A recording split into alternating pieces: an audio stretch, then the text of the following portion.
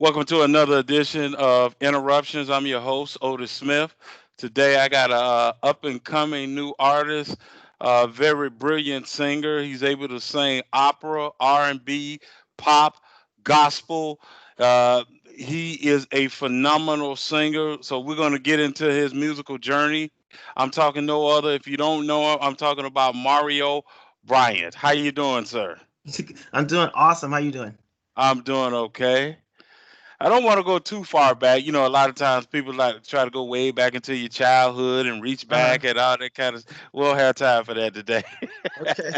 So, Uh, where I want to start off with my question with you is, uh, when did you discover uh, that you could sing different genres of music? When did you discover you could sing different styles?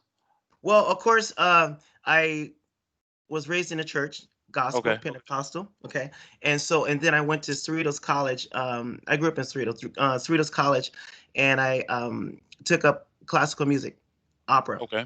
Okay. Okay, so I had those two genres underneath my belt, and then after college, I got hired out to do weddings, funerals, and so the different type of clients I was dealing with, they wanted different songs for their. I wanted to make sure that I had a song for what they wanted in their wedding or funeral, and so Okay. it was a lot of times different. So different genres. So I started doing those. So I had gospel, I had um R&B, and I had classical music, and then all these other rock music, whatever. So I just combined them all, and I started doing them a lot. And then I said, wait a minute, I can sing pretty much everything. And Right. so yeah, and that's when I started doing my concerts. I said, you know what? I'm gonna put every single genre in all my concerts, and that my audience loves it. So yeah, so I kind of went with that. That's how that. Wow, wow. Yeah. This is not even a question I had written down for you, but since Mhm. you said that, I gotta ask this question. Uh-huh. So, what range do you have? Is it seven chord, nine? What range do you have? Well, I'm considered a high tenor. I also can sing low. The highest note I can hit on the piano comfortably is a high C, which is considered C5. Okay, So yeah, so I and then going down the keyboard, and I tested the other day. I think it's a low A, so okay, I have a different. I can sing, like with a deep voice, mid voice, and I can sing with high voice. So pretty versatile. okay. So you're able to go from, I guess I would say, you is your highest range like for soprano or No, just it's getting to soprano. okay. So high C is considered for a tenor. That's like the note. If you can hit C5, then it's like you're in. Okay, so Okay. for soprano, that's kind of high. C5 is kind of like mid range for them, because they can Okay. go real high. So alto, that's kind of like they're starting to get into their high range when you sing alto. So okay. Yeah. So you're going from being able to sing tenor, a little baritone, Uh huh. and get into alto. Yeah. Yeah. Okay. Okay. Alto is no problem for me. Okay. Okay. Hey, I like altos. Don't get me wrong. Hey, we interviewed Evelyn Champagne King. That's an alto. So Yeah. I like altos. Um, Did you know? I'm trying to. Did you feel different? Let me say this. Phrase the question this way. Okay. Because you were able to sing opera and because you liked opera music, especially being an African American, not many of us uh, d- get involved in opera, understand it, and all those things, right? So as you were growing up Hmm. and dealing and singing gospel, singing in the church, and being able to understand and delve in opera, did you feel like kind of like different, misunderstood because of your uniqueness of what piqued your interest? Well, basically, my music reflects on the person that I am. I'm a multicultural. I'm the multicultural guy. Okay, I have friends of all nationalities, and okay, so that reflects in my music. Now, where the classical and opera kind of began was mm, in opera because I love Twinkie Clark, the Clark Oh sisters. yeah, woo, Twinkie. Hey, hey.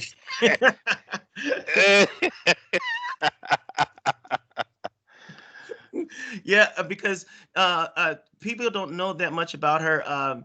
They just think she just you brought the Sunshine Girl, but no, her piano classical Woo. is wicked. It's wicked, and her mom, Dr. Maddie Clark, taught Yes. her, and so I studied both of them as a child because my older cousin brought over a handful of albums and said, "Here, study this," and I did, and that's where I first fell in love with it.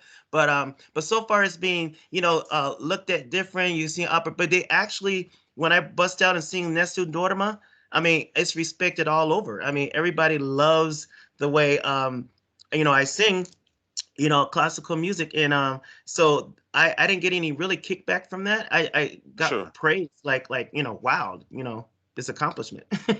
Well, that's no, that's great. I just know sometimes, I mean, that's for me, anybody, Yeah. in walk of life, when you are interested in something that it's quote unquote, I don't want to say it's out of the norm, but it's out of the normality of who Uh-huh. you hang with. Sometimes you can Yeah. be kind of misunderstood. So that Yeah. was just a curious question, Mhm. that I had for you. So I'm glad to see that people, the diverse group of people that you hang around, that Uh-huh. know you and that your Mhm. friends, it was, you still was at home, even though your interests might have been a little bit different. You were still Uh-huh.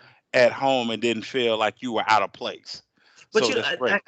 since you say that, I Hmm. have a couple of friends that said, Uh-huh. "Why are you singing? Why are you singing that opera stuff? Why are you singing that type of music?"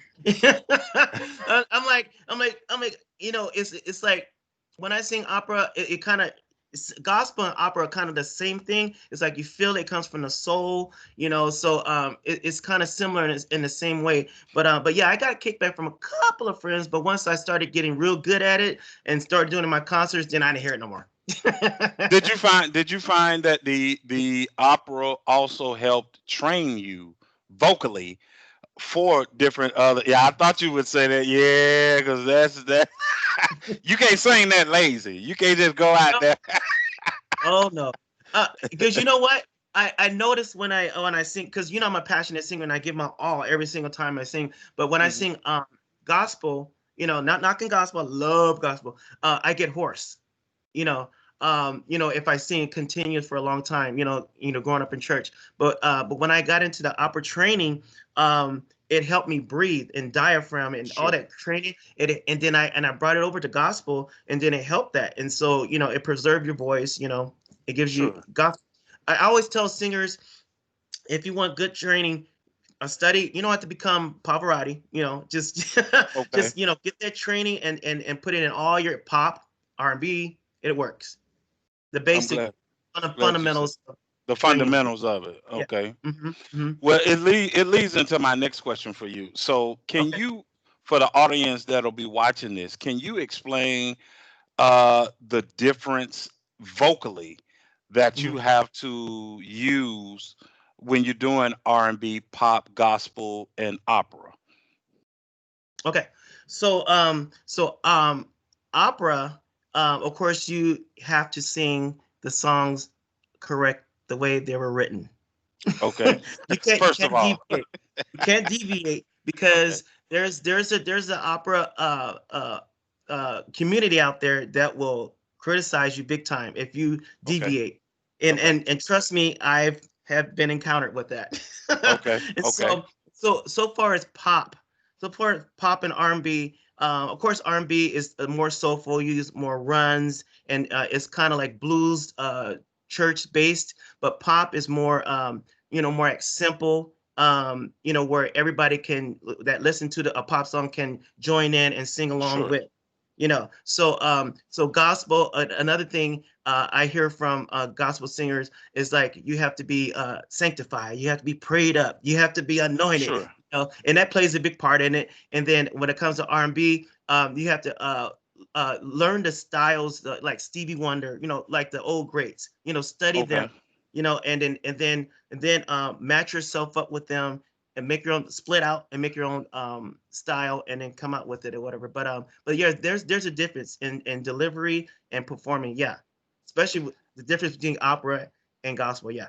Yeah, I figure. Yeah, because one thing, and I don't know much about opera, as far as studying Yeah.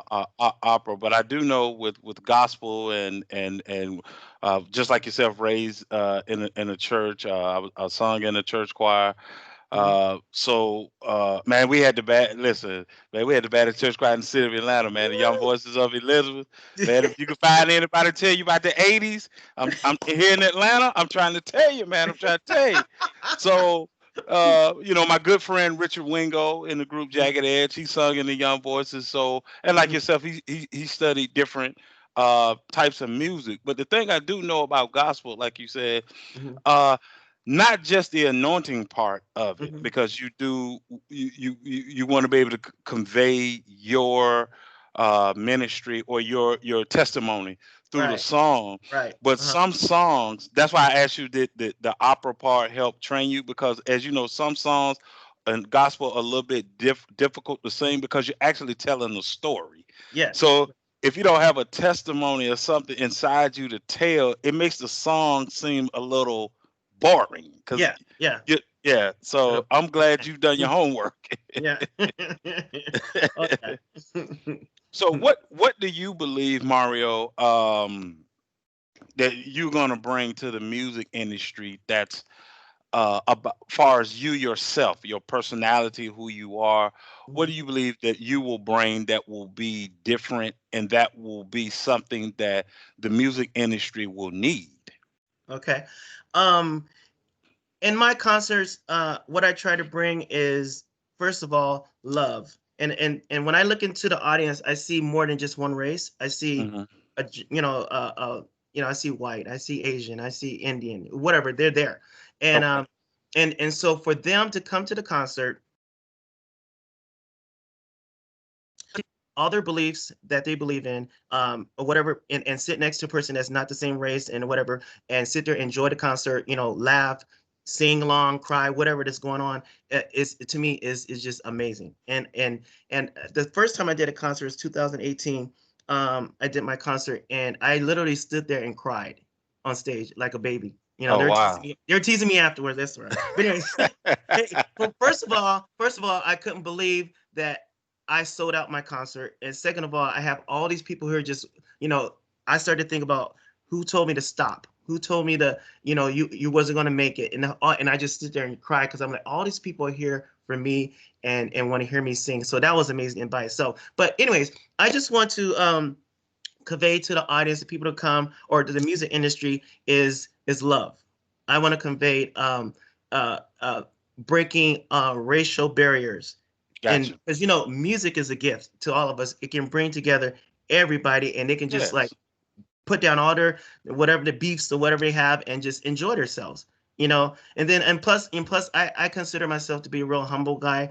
I really want to bring, like, I'm real, I'm humble. Why be stuck up? Why be arrogant? Right. I'm in my lane, and there's always going to be somebody better than you. So why be that way? So just be yourself. Be touchable. At the same time, be professional and bring across your talent and gift. Ah, man, I appreciate I appreciate that what you just said, Hmm. because a lot of times you hear people, when you ask that question, oh, I'm trying to be the best. I'm Hmm. trying, and there's nothing wrong with being the best you can be. Yeah. Hmm. That doesn't necessarily, because it's all subjective. Yes. I did an interview and a guy told me this. He gave me something real tangible. He said, people always debate, who's the best, Michael Jordan or LeBron James. And Hmm. he said, why are people debating when it's something subjective? If you feel Hmm. that, so we'll take it to the music industry. So if Okay. if, if you said, I feel like Whitney Houston is the greatest singer I ever heard, right? Hmm. Why would I debate you on that when that's your opinion? Yes. Like, Yeah. Yeah. like Yeah. it's crazy for me to sit here and say, Mario, you crazy. This is so and so, so and so, so and so. When if I felt the same or if I felt differently, whatever. Mhm. opinion. I think the only time you should be upset is if a person Mhm. can't sing. You're like, what? That's the grip. No, you person can't even sing. What are you talking about? So I appreciate you saying that you just want to be the best Mario that you can be, and Mhm. then just bring different people together to be able to enjoy what you do. So Yeah. I wish you all the success with that, and I know you're gonna kill it. Mhm. My next question I want to ask, because this segues right in, how did you feel when you shocked the audience as well as the judges on I can see your voice? Because you set them up. You came out there with your like you was at work with your, y'all gotta see it. Y'all gotta go, y'all have to go onto YouTube and look Mario up. I can see your voice, the show, and see what he did. So how did that make you feel when you knew they kind of looked at you a certain way before you started? Mhm. And then when you wowed them, what was that feeling like for you? Okay, so um, everyone thinks I tricked them or whatever. I didn't. I mean, I can't lip sync. I mean, I was doing the best lip sync I can do. So, anyways, they thought I was. They thought they thought I was setting them up. I was tricking them, but I was literally trying to do the best I can do. And then when the I think her name is Alex. Yeah, Alex, the contestant. She said, "Oh, I think I'm Mario.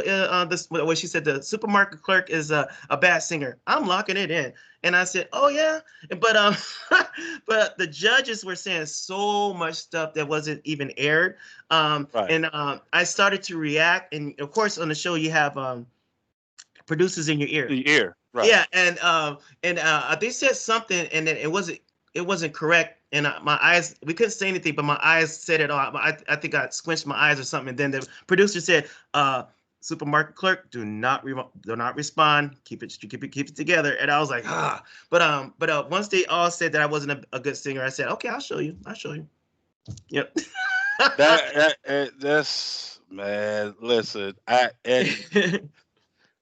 you can never judge a book by its cover. No. Because I remember the first time I saw or heard Yolanda Adams. And Mm, so, if you know anything about, and you do because you grew up in the yeah. gospel Hmm. industry, normally women that have Yolanda Adams' voice Yeah.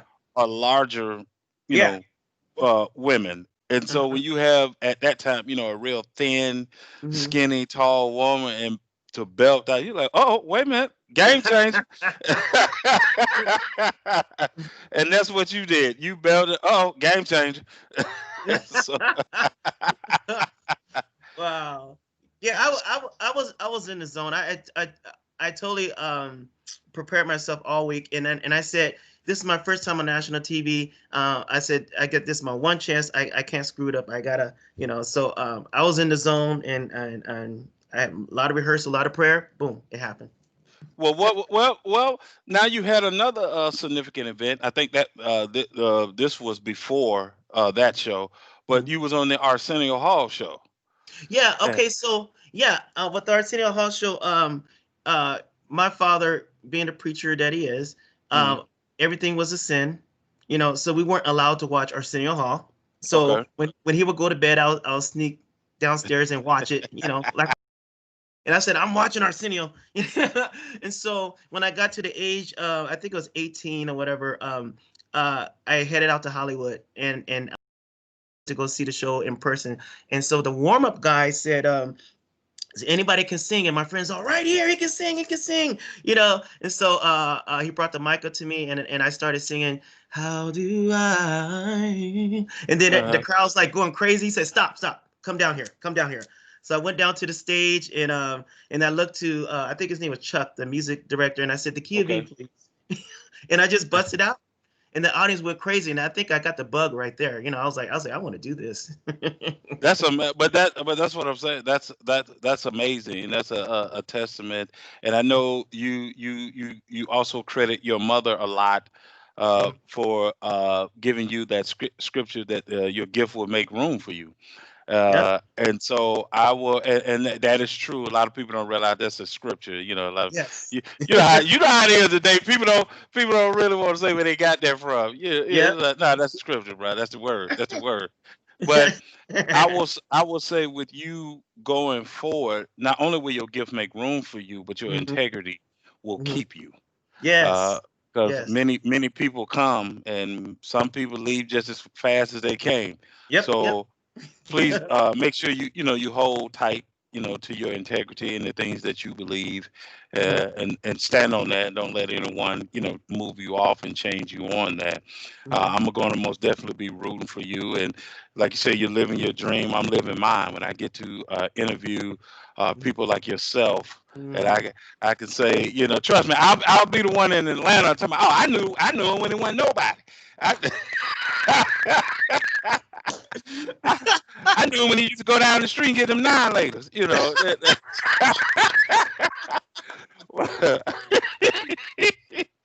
but my final question for you, what I want to know is, what inspires Mario? What inspires Mario is first of all, music is my passion, and it's a healer for me.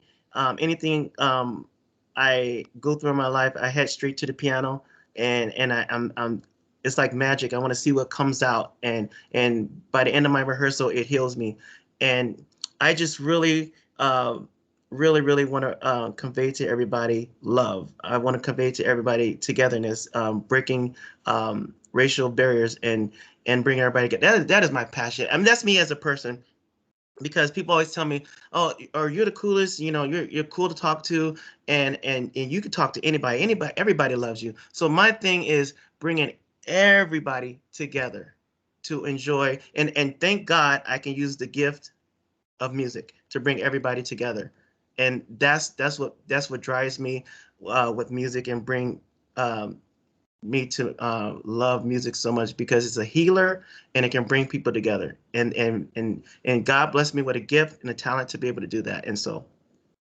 Hey man, I'm rooting for you. You know what? I like what you said about bringing people together. Hmm. I would love to see you do some remixes of some songs that were, I'm talking about songs that were like to inspire us. Uh-huh. The one that came to mind, if your people, man, I don't know her, but if your people know Monica, Uh-huh. uh, I would love to see you do a with her, right? With her, Hmm. but Hmm. remix that song "Still Standing." Okay. Okay. Yeah, man. Hey, hey, I can do it. I can do it. I know you can. I'm saying, I'm saying to do it, have a do it like just where her part leaves, like do a video, and then where her part leaves off at, right? Hmm. Boom, and then you come in and you able to give, what you've been through, and Yeah. you're singing "I'm Still Standing," and then take that thing up to the alto side. Hey, man, Woo! yeah, that'll be beautiful, man. Hey, Management, you hear that? hey, let's get somebody on that. Hey, I just want to be in the video. I walk by or something. I don't need no major part. Yeah. Hey, you know how when they roll the credits, man Yeah. number one, Yeah. stuff like that. Yeah.